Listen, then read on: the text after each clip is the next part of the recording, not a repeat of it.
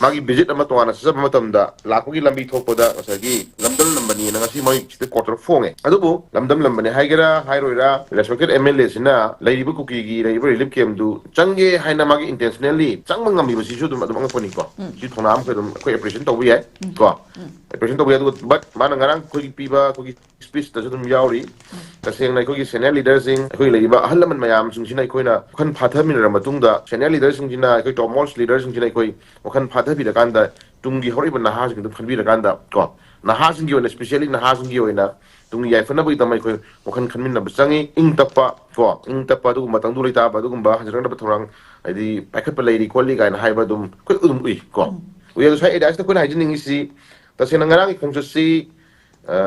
government ge dugumba sagi hana pre plan taroga announcement to foga to khong su mu mande maram di madu miyam da khang da ba lek ko miyam da khang de khangal luraga di hana khangal luraga di tonga tonga ba kai to thoro posu jai madu yam surprise na sasi ga na khanan ba su jai ko aduna mogi manung internet policy o jera sunu ko internet policy o jera sunu pa na hijing si chatpa ho chatlaga magi by personal wa ogera atopa jaga ama function yaw ogera atopa jaga ama magi tungan ba visit ama sa ogera oira kasu cookies na laiba kogi IDP sing laiba jaga ama da sangaga ngasagi mayam interaction tawduna mayam ngau khan khatang sharing tawduna kogi ing tappa dumba ngasagi tang dulai ta ba dumba tung tham ko lang no khona si nung sinana ko laimina si hogi na hogi oira kasu ai koi sini ga na ga magi tungan ba okhulun khara sharing tawbung ngam si di ai koi adum phai sigumba tawbung ngam ba emile yaw si dum phai ko ko adum thagat ningai ni but ko na ma hanjari question si taseng na hojik lai ba crisis gi issues e IDP singi lai ba mai mai hanjan da ba na tragana ing tap ta nena ta da ba tang duri ta da ba sigi magi lai ba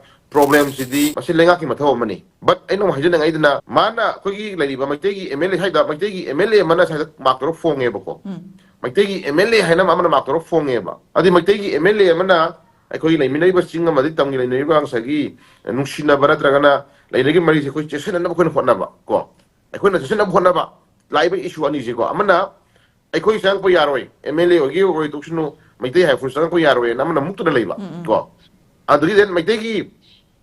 gi wana tana manipur kangani haina vote ka dana vote sagi miyam leader oi dana miyam gi responsibility oi dana daita lawdana la ba du makuki gi MLA khara na di ka dawre manipur thugai na di hona ba amana suna kanda nungsina na hona ba amana suna kan thugai na hona ba ani khenna ba ani sigi ni ko kan lakri poindi tabu thugai na ba hona ri posak tu kai onela khana ha bi desa de thugai pa mi kangu sungi kari gi no kari gi thugai pa mi no kari gi okhalo no kai do gi mi hali no kai do gi no na si pa mi no kai si sai edas ko nei na bam changa i ba ko sana ma aduna haju si